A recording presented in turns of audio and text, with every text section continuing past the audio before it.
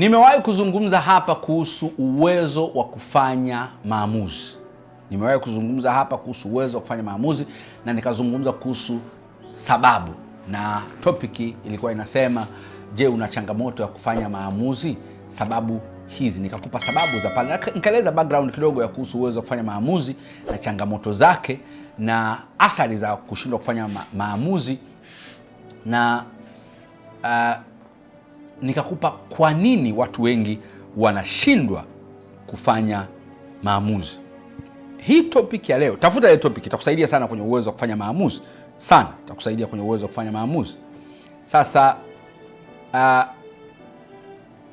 hii ya leo nataka nikupe dalili. Utagunduaje kwamba uwezo wako wewe wa kufanya maamuzi una shida?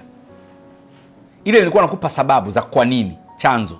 Hii ni dalili. Unajigunduaje kwamba uwezo wako wa kufanya maamuzi una tatizo, una shida? Nataka nikupe dalili 4. Dalili ya kwanza kugundua kwamba uwezo wako wa kufanya maamuzi una shida, utajiona unashindwa kufanya maamuzi sahihi. Yaani sio kwamba huwezi kufanya maamuzi, unafanya maamuzi lakini maamuzi unayofanya sio sahihi. Yaani unafanya maamuzi yasiyo sahihi, kwa hiyo yanakupeleka kwenye kujuta au kuumia au kujilaumu au kulaumiwa kwa kiasi kikubwa, badala ya kupongezwa au kujisifu. Kwa nini? Umefanya maamuzi yasiyo sahihi. Maana yake uwezo wako wa kufanya maamuzi sio mzuri. Dalili ya pili, unashindwa kufanya maamuzi kwa wepesi, yaani una uzito. Kitu cha kufanya maamuzi kwa siku moja, unafanya maamuzi kwa wiki. Kitu cha kufanya maamuzi kwa lisali moja, unafanya maamuzi kwa siku nzima. Kitu cha kufanya maamuzi kwa siku 2, unafanya maamuzi kwa mwezi. Wewe una uzito, una heaviness kwenye decision making.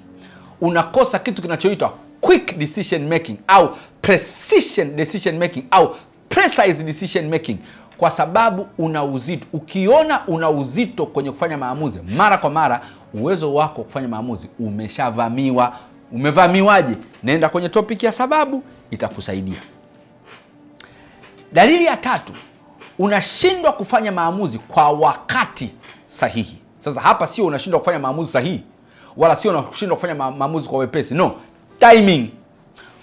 Kwenye maamuzi kuna maamuzi ambayo unaweza ukayafanya yakawa ni sahihi, lakini yakaharibika kutokana na muda. Umekosea muda wa kuyafanya, umeharibu muda wa kuyafanya. Naomba niwaambie, kuna vitu kwenye mahusiano na ndoa, kwa mfano, ukachelewa kufanya yale maamuzi, ukaja kufanya maamuzi ya kubadilika wakati mwenzako kashachoka kutokana na wewe kuto kubadilika. Umefanya maamuzi sahihi, yatakusaidia wewe, lakini sio tena ya kuokoa ndoa yako. Kwa nini? Maamuzi yalikuwa sahihi, lakini muda sio sahihi. Ulipewa warning 2-3 kazini, ulikuwa unatakiwa kubadilika na kuanza kuwahi kurudi kazini, kusubmit deadline na kila. Ukachelewa, umeanza kuja kubadilika wakati umeshapewa barua ya kuhamishwa au ya kubadilishiwa kitengo. Umefanya maamuzi sahihi, lakini muda.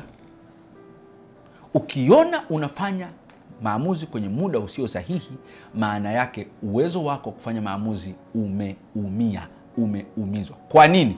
Nenda kwenye sababu. Na jambo la mwisho, unakwama kwenye kufanya maamuzi yako binafsi na ya wengine. Sasa maamuzi tunayofanya yako ya aina 2. Yako unayofanya kwa ajili yako we mwenyewe, nataka kubadilika, nataka kupunguza uzito, nataka kuongeza maendeleo yangu, nataka kuongeza kipato. Haya ni maamuzi binafsi. Alafu yako unayofanya kwa ajili ya watu wengine, maamuzi kwa ajili ya wazazi wako, maamuzi kwa ajili ya ndugu zako, maamuzi kwa ajili ya watu wa ofisini kwako, maamuzi kwa ajili ya watoto wako. Haya ni maamuzi ya watu wengine. Sasa unajikuta unapata ugumu kufanya maamuzi ya kwako na ya watu wengine. Ya kwako yanakushinda, ya watu wengine yanakushinda. Na kuna wengine wanafanya maamuzi mazuri ya watu wengine, ya kwao yanawashinda. Wengine wanafanya maamuzi mazuri ya kwao, ya watu wengine yaani kuna sehemu unakwama. Ujue hiyo ni dalili ya kwamba uwezo wako wa kufanya maamuzi umepata shida. Unafanyaje? Nenda kule kwenye sababu, alafu ukazishughulikie zile sababu zinazokusumbua kufanya maamuzi. Utakuwa umetoboa. Naitwa Dr. Chris Mauki.